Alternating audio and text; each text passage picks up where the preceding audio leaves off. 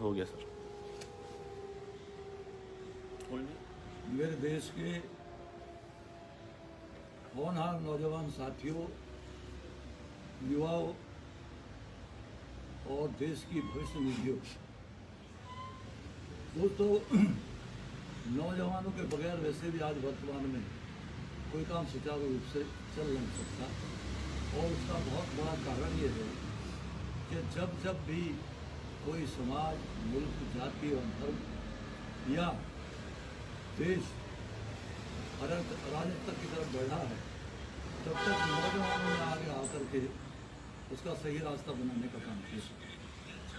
चाहे आज़ादी से पुरानी बात हो, चाहे आज़ादी के आंदोलन में लड़ाई की बात हो, और चाहे उसके बाद में देश का निर्माण करने की बात हो, हर जगह नौजवान ने बढ़ चढ़कर उसमें हिस्सा ही नहीं लिया है, बल्कि नौजवान को एक दिशा देने का काम किया है, उसमें वो ऊर्जा भरने का काम किया है, उनके विचारों को ताकत देने का काम किया है।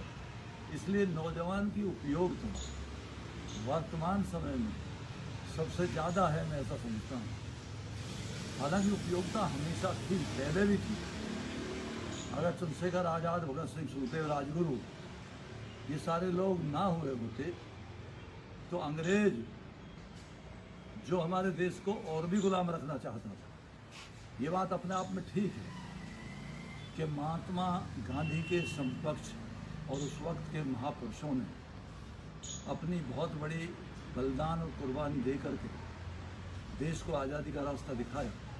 लेकिन ये बात भी सच है कि एक चौपैया दोहा है कि भय बिन प्रीत नहीं जगमाही, यानी जब तक किसी के दिमाग में आपके वजूद का, आपकी शक्ति का डर ना हो, तब तक वो सही रास्ते पे आने का नाम लेता नहीं।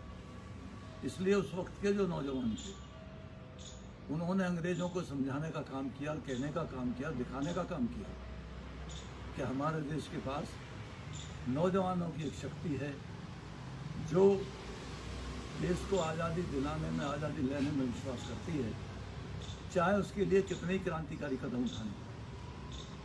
और सवाल आज का, जो वर्तमान युग में हम लोग आज़ाद भारत में सांस लेने का काम करते हैं, उस युग में भी नौजवानों की, यानी आप लोगों की महती ज़रूरत है, बहुत बड़ी ज़रूरत है।